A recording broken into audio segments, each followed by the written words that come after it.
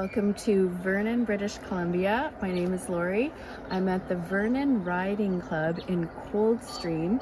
There's a dressage event going on. Dressage is an English style of riding. And one thing that I've noticed a lot is the different levels of joy and peace that the different riders have and how that translates into their horses. So in this video, I want to share 5 ways to find joy and peace in your own life, no matter what's going on or what you're doing. When I was going for my first riding lesson on Milo, who is a huge horse. Milo is impatient at the best of times. He's 23. He's like the grumpy old man of the stable. I really want to take riding lessons on him, even though he's way too big for me. So on my way to my first riding lesson with him, I thought, okay, I'm gonna ride my bike because I'm really scared and nervous about this. I have a lot of nervous energy. I wanna get rid of it. So I'm gonna ride my bike to the stables. I put my basket on my bike, my boots, my riding boots inside my basket. And I went to put my leg over to get on the bike and I fell down. I ended up splat on the ground. I just started laughing and laughing at myself because it was just so silly and I felt so stupid. We take things so seriously and that takes the joy and the peace out of life, doesn't it? So that's my first tip, is stop taking things so seriously. The second tip is about the energy that you bring to whatever it is you're doing. So yesterday there's one woman and she's my age, in her 50s, and she was in the dressage test. She just walked around with this look of joy and peace on her face all the time.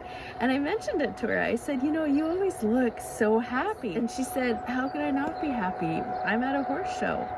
But I don't think it was really just the horse show that made her happy. I really got the sense from her, yay, it ended, that no matter what was happening, she would have that look of joy and peace on her face because that's who she was and that's her energy. Sometimes we're born with that peaceful, calm energy, and other times we have to learn how to practice it and create more of it, because this world around us is full of noises and falls and unexpected events. And that brings the nervous, scared, anxious energy. The energy that is always inside of us is this core of peace and love and joy. And I think that that's what that woman seemed to have been able to tap into as she was walking around and just being in this world and being under stress, being tested for dressage, which is very particular and detailed, yet she was just so zen and calm. You translate energy to whoever you're interacting with. When you're in traffic, look at when you honk a horn or when you get honked at, that's energy that's transmitting through you.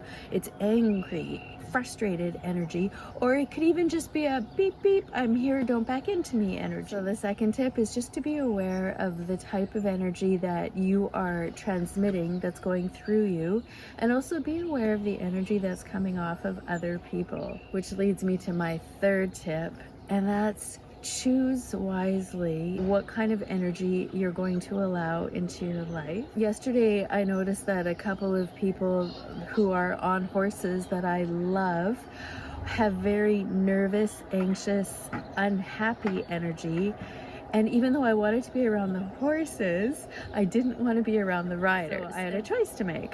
I decided I would not be around either, or I would choose times that I could just go be with the horses when the riders were not present. I'm very, very conscious, especially now as I get older, about choosing people to spend time with whose energy I align with, whose calm and peaceful and joyful energy makes me feel the same way. But it's not that I'm asking them to give it to me.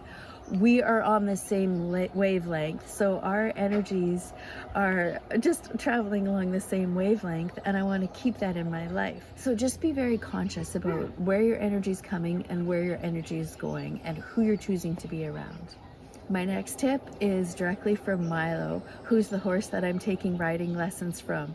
And he's also the horse that I saddle up and lead in therapeutic riding lessons around the arena in Kamloops. And we put people with disabilities, mental and physical disabilities, on Milo's back, and he is such a good, calm, gentle horse. He's got that good energy, but that doesn't mean he doesn't get impatient. Sometimes he gets impatient and he'll kick the stall. There's things that he doesn't like. He wants to come out, but I can't let him out. Yesterday, after he had 2 shows with one of the student riders, and I thought, well, I'm gonna go visit Milo and see how he's doing. He was standing in this tiny stall. He was standing with his nose in the corner and his back, his haunches literally to me.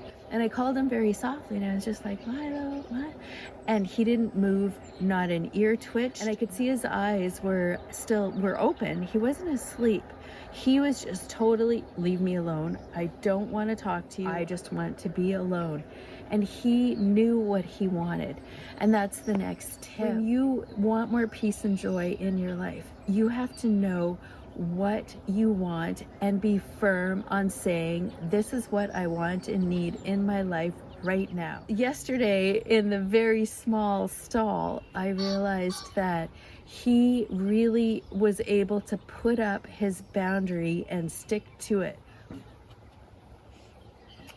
The final way to find or see more joy and peace in your life is to cope with the guilt and the shame that comes with setting your boundaries and saying no, or even inviting certain people out of your life. Sometimes, if you're like me, you have guilt and shame for saying no, and a lot of grief. Separating from a relationship or leaving a relationship is a really good example of learning how to say no, expecting guilt, shame, and grief to come to you, and learning how to work through that and deal with that. I don't know if you can hear that, but it is so loud, whatever that thing is, that's a sign that's telling me to move along and go visit Milo and Chevy and the other horses. Take good care of yourself, because you are worth taking good care of. Mwah. Now let's go see what it's like to have joy and peace in your life when you're walking around a riding club and horses.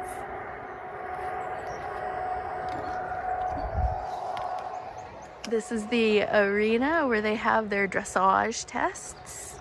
It's actually huge. There's 2 large arenas, you can't really tell. And that's the clubhouse where everyone gets to go hang out. And they had wine and cheese there last night, which was scrumptious. I'm gonna have to start being a little quiet because there's some people who are sleeping in their trailers and the horses are awake, but the people might be still asleep. This is the ring where they were warming up yesterday before they go in for their test.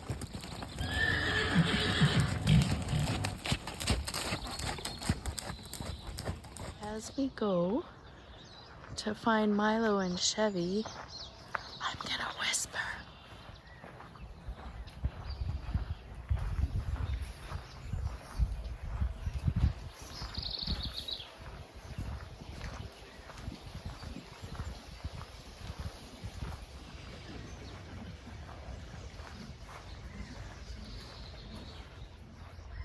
Milo's waiting for me.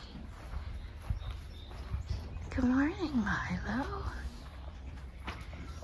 How are you? Look at your ear. What'd you do there? Were you lying down on your ear? See, that's the corner he was standing in yesterday. It's not a very big stall. Hi, Chef. Look at your hair, is all curly. Your mane got all curly because there was braids yesterday. Yeah. Shh. He wants to come out, but I can't let him out. Okay.